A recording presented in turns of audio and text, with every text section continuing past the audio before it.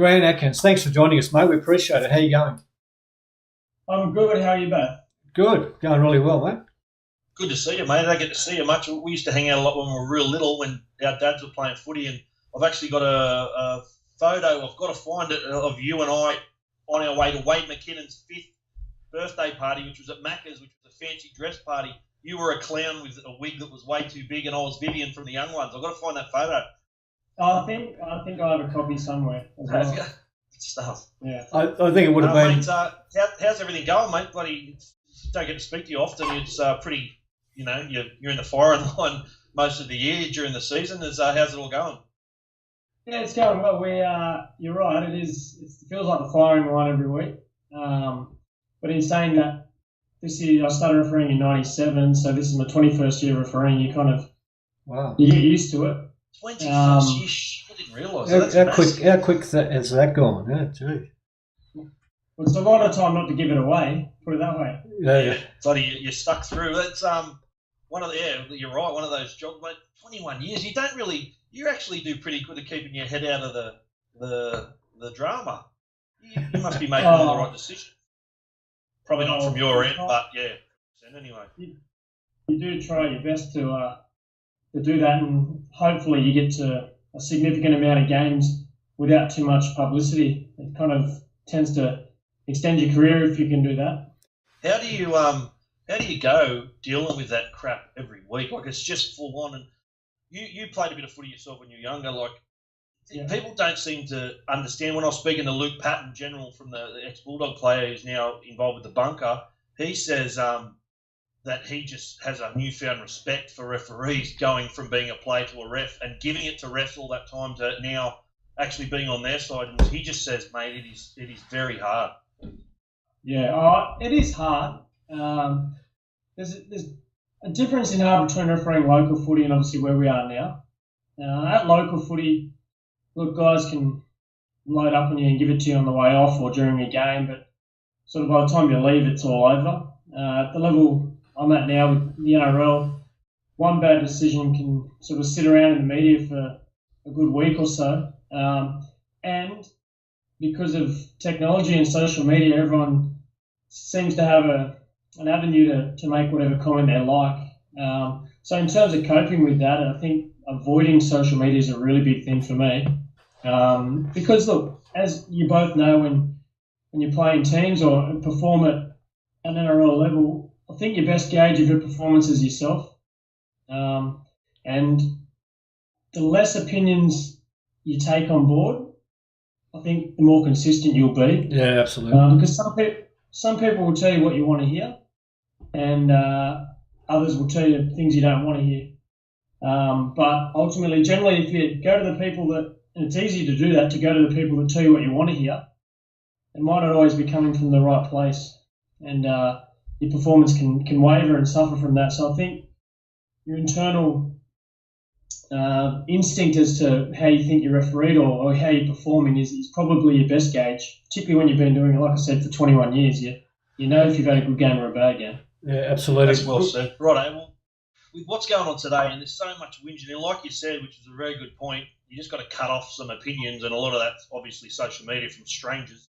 But do you think that there used to be, when there wasn't so many eyeballs on the game from an official standpoint, do you think there used to be a big common sense factor in there that's kind of maybe gone away so much now because you get so much scrutiny, you have to be by the book, that sometimes common sense kind of has to take a back seat, and it's really just black and white. What the rule says is exactly what we're running with, because otherwise you're just getting shit. Oh, yeah, absolutely, because replays will end up killing us in terms of if you decide to kind of let something run.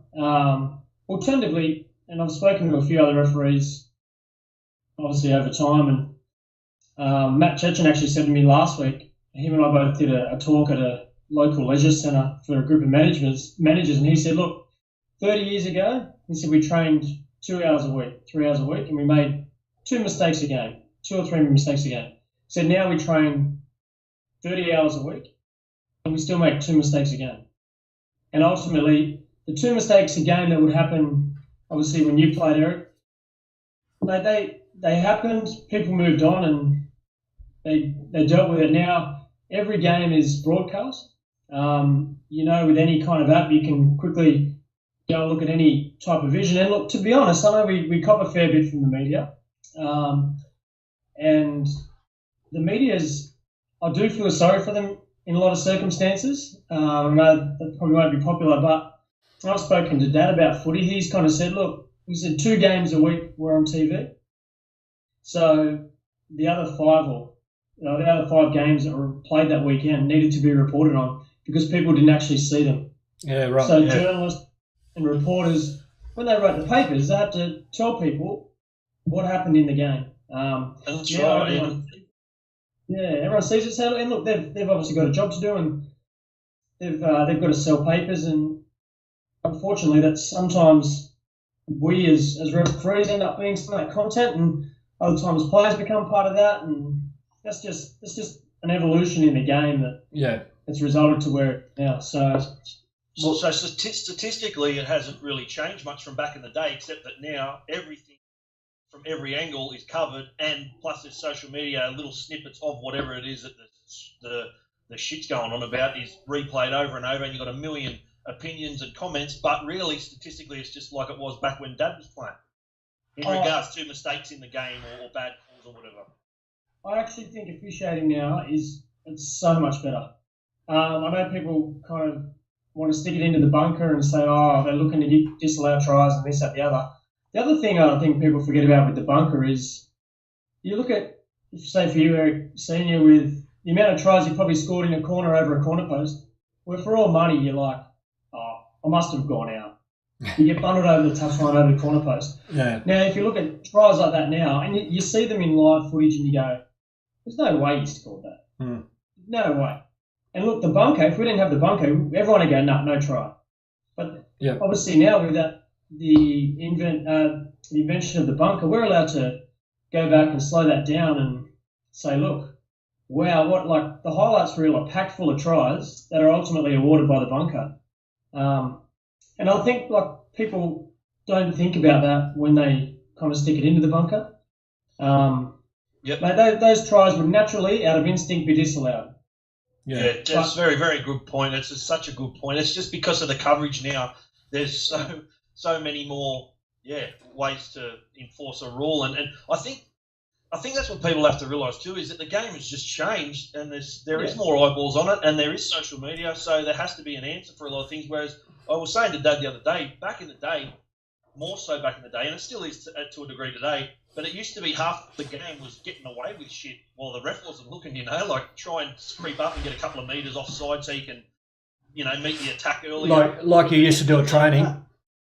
What's that? Like you used to do at training, you used to take some shortcuts and stuff and try and sneak around. There'd be plenty of that. But you used to be able to get away with that more, and that half the game was trying to, and blokes like Cameron Smith today and players who are a little bit nifty can get away with a little bit more so than, but because of the eyeballs, it's all getting pulled up and people are whinging about it. But if it wasn't being whinged about, then what would we do? And you look at the introduction of the two referee system, I know that's another thing that people have been critical of, but if you think back to 2007, 2008, before it came in, the grapple as a tactic was a real big blight on the game. Now, as a result of two referees, that doesn't exist anymore. Yeah, true. That's right. And the other thing, and a lot of people don't realise this, is something that probably our group only know, but the introduction of the two referee system has allowed a way to introduce a referee into the first grade environment. We've got a big board at the NRL office that has every NRL referee from 1908 to now, and has their name and obviously the number of how many games they've refereed. Now, I reckon, and that's a pretty extensive list. About 2/3 of that list have done 10 games or less as a first grade referee. And ultimately, you were thrown to the wolves in a one referee game. Yeah. You come out of reserve grade and said, off you go and referee first grade by yourself. Now, guys now can go out and referee 50 first grade games in the assist role, experiencing those pressure environments and all the different things that come within 50 different games of first grade without actually having to wear the full brunt of that responsibility because you have a senior referee out there with you. And that's changed the culture amongst our group. You're going out there And you know what? There's 2 people on field plus your touchy, so 4 of us invested in that performance. And look, that's something that people really don't understand. But look, there'd be young referees that would never have done first grade that all of a sudden, back prior to 2008, were just thrown into it. And that's why the numbers under 10 games are so significant. The game's too quick. It's got to have 2 referees, and you got to have all those eyes on the game. The game's too quick for one. It just wouldn't work consistently anyway. Yeah. Well, imagine the shit fight if it went back to 1, and the amount of stuff that you'd be seeing on social media that people were getting away with. It'd double up. Yeah. Another set of eyeballs. Another thing that I was saying to Dad too, people don't seem to understand, unless you've kind of played a lot of footy yourself, is a lot of people are watching from a bird's eye view. You get to see down like it's a game of chess. You see a couple of plays ahead. You can see shit happening on the left and the right that probably can't be seen, or definitely can't be seen when you're at eye level on a friggin' freeway with Mack trucks running all past you every 5 seconds. So there's a lot of stuff that those people don't realise happens on the field at eye level that you can easily see from a bird's eye point of view as a fan. And I think that, to be honest, I think a lot of people ask the question, what are the players like on the field? They're the most understanding out of anyone in the game. To be honest, what happens on the field, and if you make a mistake and sometimes you just don't up to it, and you understand that, you might have got it wrong in the moment. Yep. The players on the field, they accept it more than anybody else. That's a massive thing that you don't see a lot, because referees don't have as much of a voice in like post-match, conferences and all that stuff. A lot of times for me, if I just seen a referee sit down and say, I made a mistake, mate, you'll be going like, mate, good on you. You're a human being. Thanks for being honest. Let's move on. You know what I mean? Maybe he goes back to Reggie's for a week or whatever and, build yourself back up. But because we don't get to hear from you guys, this is why it's great that you come on here and speak, because you get a really good perspective from it must be so hard policing 26 mutant slabs sprinting at a rate of knots around you. Mutant slabs. And trying to come up with friggin' great decisions all the time. How are you not going to make a mistake? Impossible. And you have a fair bit of feedback on the field at the time. Obviously, to deal with that doesn't go to air. Can you tell me anyone who's been who's funny on the field? Sam Fardo is very funny. Is he? Yeah, he's always a quick little one-liner here and there. Yeah. Look, there's guys that obviously have a bit of a joke. Obviously, Michael Ennis, I sort of would have a joke with him every now and then. James Maloney, how does he go? He's okay. He doesn't really say much to me. Yeah. His kids actually, I see him up at the school. They go to school together. But okay. Yeah, look, guys generally, mate, they're pretty good on it, because I think they understand that. Look, this is a fast environment. Yeah.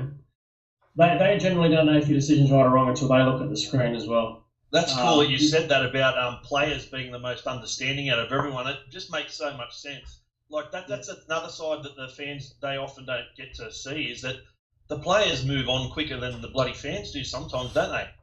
But the fans have the right to have a say. But when you go down on that level and see how fast it is, it's just like people used to bag the shit out of me for missing a tackle or coming in too early. I'm like, mate, go and stand on a friggin' highway and just try and keep your head together, Like, it's hard, man. It's bloody tough. We're human beings. Yeah. Look, you learn every week. And no game in the NRL is easy. And I've been lucky enough now to, including touchlines, I've done over 200 games. And it's like no week is easy. And there's something you learn from every single week. And there's guys that are in our squad that have done over 300 games in the middle that still will learn something every single week, because no game's the same. And look, the game changes in what they expect from officials. But it's something I've been lucky to. Obviously, Dad played it at the top level, and I would have loved to have done that. That would have been unreal. It would have been obviously a big goal of mine as a kid. But I got to a point where I'm like, you know what? That's not the way it's going to be. But there's an opportunity here to still referee at the NRL level. And I've travelled the world doing what I started as a hobby. And I'm being paid full time to do something that I started as a kid just to fill in time on weekends. Have you refed overseas, Greg? Sorry, mate. Have you refed overseas? You've been over in Yeah, I was lucky enough. I went over as a touch judge in 2013 to the World Cup in England. Oh, cool. Okay. So yeah, I did 7 games over there. It was the first time I'd really been to the UK. Yeah. And the first touchline I did was Australia-England in the opener in Cardiff. Oh, yeah. But lucky enough, I went as the only Australian touch judge and ended up doing a semi-final at Wembley, which was England and New Zealand. Awesome. Sean Johnson scored that try. Look, to be honest, that is, people ask me all the time, the best game. That is the best game of rugby league I've ever been involved in. Yeah. Absolutely. Massive atmosphere. Bloody hell. And then I did the final at Old Trafford the week after, and I hadn't really regularly stayed in Manchester for the whole period of time. I hadn't really realised the significance of Old Trafford until the final day. When I walked down, I'm like, wow, David Beckham and the likes of this is their home ground. And it was interesting speaking to Ashley Collins. Ash and I went to school together at Greystanes. I've known Ashley for a long time. He spent a bit of time in the UK, and he said to me, he said, mate, they call it the Theatre of Dreams. And I said, oh, why is that? He said, mate, wait till you get out there and the sun goes down. For those of you that remember the final where I think it was one of the Morris boys was pushed over the edge and went down the dip. So the actual field is elevated. It's elevated like a stage. And you both know because you both spent a fair bit of time on stage. But when the lights come on and the night the sun went down, you looked into the crowd and couldn't see anyone. You could just hear. It was just lights, and you could just hear the crowd, and it was surreal, to be honest. And it was the end of the combination of 6.5 weeks, and that was an experience I'll never ever. That's awesome. Get back. How good's that? One of those games I did. I'd never been to France either. It was France and New Zealand, and all of a sudden I'm in the middle of Avignon, like the old city of Avignon. I'm like, what am I doing here? Like I started as a kid refereeing. And I was doing games at Whalen Reserve out here at Mount Druitt where I look around and I'm like, geez, you know what, I'm glad I stuck with it. Geez, long way from Mount Druitt. Fucking hell. Absolutely. Hey, mate, another thing I guess people would want to know, a lot of the people knew that you were going to speak to us, were asking questions. One of the questions was, what is a typical a day in the life of a referee? And it's good because we spoke about it briefly before. You guys train your asses off now. Yeah, absolutely. Look, if I break it down over a week, we'll do 3 weight sessions a week. We'll do 2 or 3 swim sessions. This is mid-season, mind you. In a game, you're running about 9-10 kilometres in the game. Jeez. And then that's obviously tough in itself, but you're doing 9 kilometres in a game, 9 to 10 kilometres. Yeah. Wow. Yeah. Yep. And look, we've got a very good strength and conditioning staff, and they obviously track us with GPS and all those kind of things. But during the week, we'll have a lot of off-leg sessions with obviously rowers and grinders, and we do a fair bit of something called brain training under fatigue, where we'll do all those physical sessions to a point of exhaustion and then have to put vision up on the board, and you have to make live decisions as they roll through. Yeah. So just thinking under fatigue, pretty much. Yeah, trying to simulate what it's like on the field. That's awesome. People don't understand it's a full-time gig, and you've got to be as fit as buggery to keep up with the way the game's advancing in regards to pace. Yeah. Good stuff. Yeah, look, guys, and the other thing is I'm 36, so there's guys in our squad that are 46. Badger's 10 years older than me, and he's probably the fittest. Like, to be knocking out 10 Ks a day plus all that training at 46, it's going pretty well. And you said this year they even upped it in the pre-season. You used to have a pre-season, they upped it, and the average weight loss across the board is average person 7 kgs. Yep. We have a weight range, and look, it's about keeping us accountable, both on and off the field. Off the field particularly because we've got to look after ourselves better with diet, and ultimately for us, our body is our tool for like a plumber. Just like an athlete, mate. Really. Yeah. So. But you have to think even more, so it's even harder, really. Yeah. Minus the impact. You don't have to have the impact, which is. Well, we don't have the collision impact. You would have got a lot of nutrition from when I used to come over my place, or I'd go over your dad's place and I'd cook a barbecue. Oh yeah, barbecue. Sounds- 4811111 Pizza Hut. It's fatness. Yeah. Oh, and look, Yeah. we had to change as a group, and I think we're all benefiting from it now. Well, I can speak on behalf of myself. Once you kind of eat better and you look better and you're a bit more confident about yourself, and that has a flow-on effect into the way you perform. Yep. Yeah. That's Have you right. ever had any hairy moments where you've nearly, been bowled over by like Fui Moi Moi or something like that? Well, actually, last year, Para and South. I don't know if you remember Anthony Charrington, but he's a big dude. He's a large human. He was accidentally tripped and fell on my leg just before half time. That's probably the closest I've had. But And you played on. yeah, well, I only had a couple of minutes to half time. I thought I'll get through half time. And We would have been out for about 6 months. and it happens on the weekend. James Gavin from the Warriors, he sort of reined the back of me, and he's not little either. Yeah. Mate, aren't the bodies, aren't they just they're turning into actual weapons now, aren't they? Like, it's just some of the muscle mass on these young blokes coming through. I'm just looking at them thinking, mate, I saw a couple of the young Titans boys down the road the other day. I'm living up the Gold Coast, and I could not believe the size of these kids. They're just massive, and they're fast, and they're agile. The athleticism is just jumping through the roof, which is why you've got to stay up there too. Yeah. I think evasion is very important for us. Yeah. So you guys, do you like obviously when you do match review like we would after a game? Do you go play by play, watch everything, or do you mainly go to the problem areas? How does that work? Just for a perspective. Look, we did straight after the game. We probably put individually. A little one there. Thank you. She can stay. I'll come again in a sec. We probably put in good individually 3.5 hours, 4 hours a game.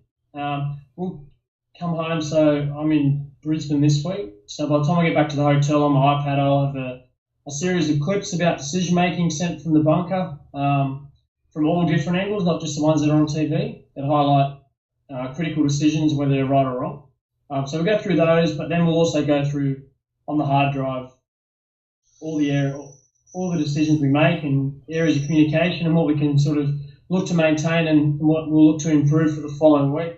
But then we'll sit down with our match day coach, our post game coach, who will also give a fair indication as to how we went. So I think it's fair to say, like from even just speaking to you, you've taught us a lot about what you guys do. Absolutely. What would you say to the average bloke and like ourselves, just asking, or what would you say to them to let them know that you guys are really trying your asses off to get it right? Like, because they don't get to say this often. Exactly that. Exactly, yeah, that's right. Oh, look, people just have to understand that the referees love the sport as much as they do. They love it as much as the players, and it's just the role that they play in that game. Referees are probably the most critical people on their own. I personally, and if I look around the other 19 full-time referees, we are harder on ourselves than anyone in the media will be. Yep. Or harder on ourselves than anyone in the social media world will be, because it's our passion, it's our job. Yeah. If we put in a poor performance, that's ultimately the end of your career. If you're playing poorly at a club as a player, there's alternatives to go to 15 other clubs. Yeah. For us, that's it. That's it. You know what? We don't want to referee poorly. We don't want to make mistakes. But I think, look, we try the best we can. There's no way we deliberately make errors through poor preparation, one, but mate, we do our very, very best every week. Oh, mate, you can see it. If you're not going on there to be arseholes, there was no doubt about that. It's I'd love to see post-match press conferences with refs. Why don't they do that? That'd be so cool. Yeah, well, I think sometimes some of those decisions that they'll be contentious, they take a bit of time to sit down and really work out if it's right or wrong. Yeah, true. Yeah. And if a journo got into a press conference and said, "Why did you make that decision? Why did you call that forward pass?" for example, Like I made an error in round one, a full pass against South Sydney, and if Shano asked me post game, mate, why did you make that call? And I'll say because at the time I thought it was forward. Yeah, that's it. So that'd be very boring press conferences. Yeah, that's true. But that way, if you're being honest, I guess. Same with footy players too. But have you ever copped any, or you know of anyone who, because you don't get to say much, but you go out in public, obviously, people know your faces. Yeah. I remember once back in the day when I first started in first grade, seeing, I can't remember who it was now, out at a nightclub, and they were just getting hammered. They were getting hammered for the whole night. Did you bash him? How do you go out? He goes, mate, fuck. He goes, I usually don't go to these busy places, but I thought I'd try it tonight. And he goes, it'll be the last time, I'll tell you that much. People just into him yelling shit out. Someone threw ice at him, and it's just sick, isn't it? Oh, you gotta pick your environments and know.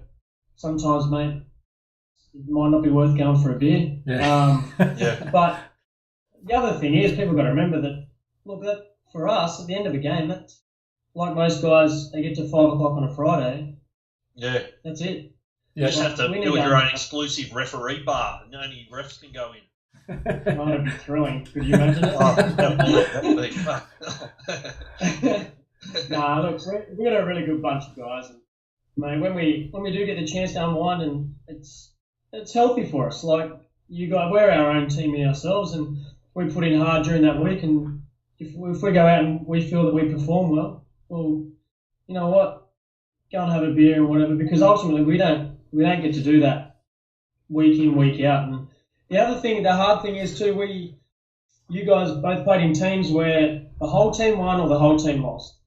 For us, we're across 8 different games, so we're ultimately a total team, but we've got 8 games we've got to go well in before the pressure's off us. We can have one game in the round that might go a bit poorly, and that'll happen. But ultimately, what happens is they go, the referees in the NRL are terrible. Yeah, good talk. Yeah, absolutely. It's been so good to talk to you, mate. Thanks so much for your time. It's unreal, mate. I'll let you get back to being Grant, hang on, just before we go, there's the mandatory 3 or 4 questions really quickly. He's got to answer it with one word or answer first thought that comes in. We've only just started today. Yeah, sweet. Yeah. Okay, Grant. Just first thing, answer it as quick as you possibly can. Favourite drink? Just beer. Beer. What flavour? Super dry. That'll do. Super dry. Yeah, I'm a bit of a super dry man sometimes. Favourite fast food? A Porto. Oh yeah, love it, Porto. Speaking of Porto burger in there, yeah. Funniest. A few chips on there. Funniest ref mate and why? A young guy called Phil Henderson. There's 2. Phil Henderson. He's just come into the NRL squad, and Gav Reynolds is another guy who actually went to school with. But both probably not that popular in terms of people wouldn't know them. But very, very funny, man. Okay. Ref mate that is a pain in the arse, and why? Oh, I'm actually, to be honest, you're the pain in the arse. Me. You? Really? Yeah, I think the dad jokes, drive them up the wall. Yeah, I can see you got a few dad jokes in you. You had it back in you when we were 5 years old. And Grant, the last one is, mate, when you're refereeing with you're refereeing a Parramatta game, is there that little thing in the back of your mind saying, "Oh, geez, I could just give them a nice little penalty and just let them win this game or whatever"? Do you have any? Is there any things in the back of your mind when it's special when you're refereeing a Parramatta game? Oh, no. There's just 2 different teams out there at the time, and like I said before, ultimately my career and my livelihood relies on it. Absolutely. Imagine he said yes. He fucking fired after this interview. Oh, look, you talk about special moments. There's obviously when I debuted in the middle, it was Parramatta versus Roosters, and as you know, Dad played for both clubs. You guys had a reunion that night, and it was at Parramatta Stadium. And for me, that's what year ago? 11. 2011. Yeah, right. And look, that was a pretty special moment. Obviously, to have Dad there and to play with both clubs. And somewhere as a kid, you used to just go and watch. And I think you guys, because of a reunion, had a bit of a guard of honour, and I think that's right. Referee and to have your dad in a guard of honour as you go out Purely by coincidence. I think, mate, that's a pretty special moment I'll never forget. Mate, he was very proud of you that night too. I remember that, absolutely. Mate, Grant, thank you so much, mate. The insight into the way you guys, how it all works for you guys has been fascinating. Thank you so much for your time, mate. Appreciate it. Yeah, no problem.